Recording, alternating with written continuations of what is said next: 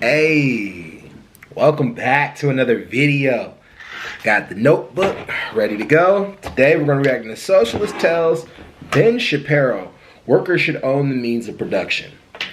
Start by saying I know a lot about socialism. I know a lot about it. I have my disagreements with it, but I also have my agreements with it. I think that specifically in America, for example, you could be hired onto the workforce and you can be fired for no reason, no explanation at all. They can just do that to you. I feel like they can somewhat do the same thing in labor unions. It just requires a little more, but labor unions somewhat protect the worker from that kind of thing happening. I definitely do see how people see like where a person who's working a lot less than someone else is getting the same pay as everyone else is definitely something that's hard for people to understand. But at the same time, I think the protection of the worker not being able to lose money, not being able to getting fired, is definitely a thing. Especially when a good number of people who get fired, it takes them a while to find another job and get either get the same pay or get more pay, or just find another job in general. I think the worker takes a risk with that. But I also think if I build a company, I have millions of dollars and I put money up to build a company, I should be able to decide what goes on in that company. However, though, I do believe that the surplus should be discussed amongst the workers as well. I mean, if you own a bank and you're bringing in $100 million a year and you're paying your workers $15 an hour, barely a livable wage, that's crazy too. But I mean, this conversation goes all over the place. But let's see what Ben Shapiro can say. I just wanted to add my 2 cents in at the beginning. Y'all subscribe, turn on posts. Let's get it. Let's go. Let's say you own a pencil factory. I'm a worker in that pencil factory. You can have all the machinery, you can buy all the raw materials you want, but without me, and presumably many others like me, to assemble the pencils, all you would have is a pile of wood, yellow paint, graphite, rubber, and aluminum. Okay. That would be worth it. And that is worth less than the pencil when you try and sell it. And yet, all of that value added by labor, apart from the wages that you give me, which, if we're being honest, there is a major power imbalance in our ability to negotiate that. Hold on. Before he interrupts and says anything, let's dissect his argument. He's saying that the worker creates the surplus. That's technically what's true. The worker creates the surplus. If there's ever a surplus in business, the worker creates the surplus.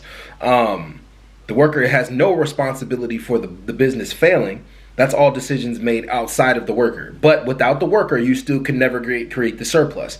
So in some way, the surplus is the most important part of the business because the goal is to make the money. So his argument is the worker creates the surplus. I get that point.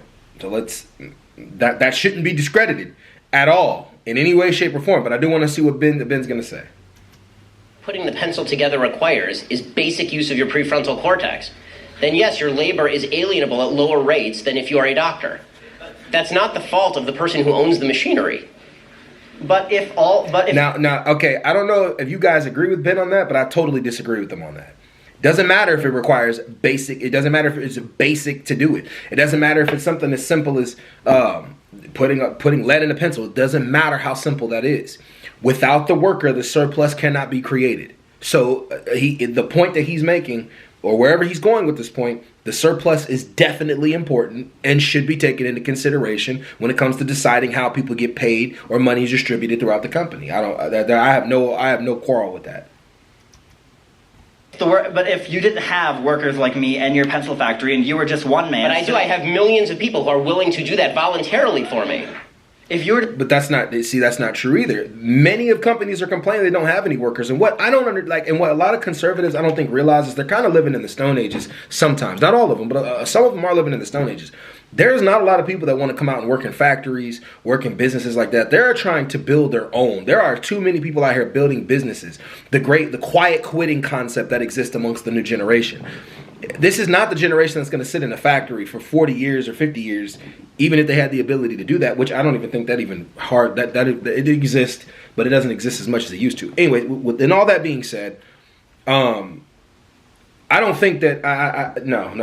I think Ben. I agree with Ben on a lot of things, but this I'm like I kind of agree with the Socialist a little bit on this. Like, I don't know if the workers should own the means of production, but how the surplus is distributed throughout the company should definitely be up for interpretation. Just one person trying to assemble pencils, you're not going to get very far. You need workers. Capital needs labor infinitely more than labor needs capital. That's why you have worker cooperatives where the workers I are the fundamentally disagree on the distinction between capital and labor. Capital is just a term for money. If you're talking about money, money does not grow from the ground. Money only has value because it was traded for labor at one point or the products of labor. So if I take my money and I buy machinery, I have invested my labor in doing that because I didn't get the money from nowhere. Even if I got it from my parents didn't get the money from nowhere. The people who built the machines required me to trade something of value to them in order for me to obtain the machines. The people who invented the machines required people to pay them in order to get the patent to that machine so they could build the machine. The problem that I'm seeing in what you're saying is you have still failed. If what you're talking about is a system of voluntarism, you still have not named any area in which we disagree, and yet you're telling me that you're a socialist and I'm a free marketer. So one of us has got this wildly wrong, and I'm pretty sure it's not me. Okay, so I don't disagree with how Ben is framing the argument. Ben is framing the argument in a way to say that because you labor for something doesn't necessarily mean you deserve anything after that labor. If you really think about it, that's how he's framing the argument. If you labor for something, then that doesn't necessarily mean you're owed anything. You just get what you owed at the moment that you labor for what you labored for, right? So if you labor as somebody who creates pencils, then you get the money for that labor at the moment for the person that paid you to create the pencil. But I guess he's saying that the worker shouldn't participate in the surplus, even though the worker created the surplus, because regardless of how both sides of this thing, socialist and capitalist, think about this. Labor and capital walks hand in hand. Like it literally does. It literally walks hand in hand.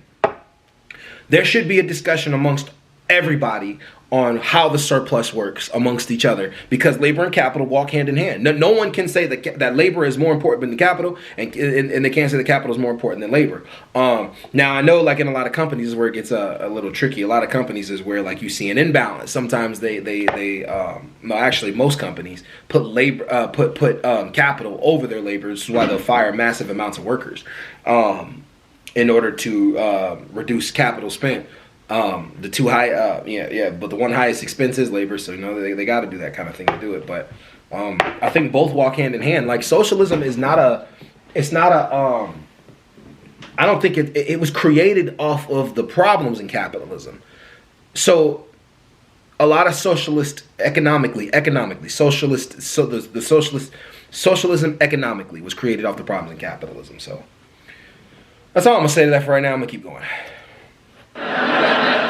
The differentiation I draw, and I'm not alone in this, I'm not one person trying to redefine anything, the differentiation I and many others like me draw between socialism and capitalism is that under capitalism, when you as the owner of the factory, you give me a wage. The wage could be $7.25, it could be $15, it could be whatever an hour, right? But you give me a wage, all the additional profit above the made from selling the pencils or whatever good you produce above what is reinvested into the company ultimately goes to you or the investors, those who own shares in the means of production. Right. Under socialism, those people are the workers, and the example I give again is cooperative enterprise. No, those are the people who are investing the risk. So if they carry the risk, then they get the benefit. The owner of the factory carries the risk, therefore he gets the benefit. The workers in the company you mentioned, if that company were to go bankrupt, they would carry the risk as well as the benefit. If the company goes bankrupt, and this guy has to pay off all of his debts, the worker may lose his job, but he's not the one who's going to incur the debt of having gone bankrupt. If you incur risk, then you're the one who pays the downside. The worker does not pay the downside. Okay, it is the investor who pays the downside, who invested in all the machinery, who sunk millions. Wait a minute. Did he? Like, I don't know if you guys caught that. I'm not trying to interrupt him while he's talking, but like he just said, when the company goes bankrupt, if the company goes bankrupt, they have no debt because it bankrupted. Bankruptcy means you don't have debt. Bankruptcy eliminates your debt. And that's what most companies do when they run out of money. They file bankruptcy, and the debt is completely gone. So no, you just say that like the capitalist takes on the biggest risk is kind of a big slap in the face to a worker who came into work, lost his job, possibly lose his house, lose his car, lose his health benefits, lose all those things, while the person who has millions of dollars to invest in a business is going to go off and be just fine. That's crazy to say that the worker doesn't take any risk. But I mean, maybe he may finish. I interrupted him. Maybe he may finish and say the worker does take somewhat of a risk. millions of dollars into making your labor productive. Because guess what? Your labor is without that machinery. Gunk. Nothing. You don't have a pencil to put together. You don't got the wood. You don't got the paint. You don't got the rubber. You don't got the metal. You got nothing. Right? You're sitting there, standing outside, twiddling your thumbs. It required somebody to invest. Who do you think put more in? The guy who spent millions of dollars buying all the machinery, leasing the place, making sure there was a management structure, doing the LLC formation, making sure all the tax code was in compliance, or you standing outside because you can stick a piece of graphite into a piece of wood. Now we're done.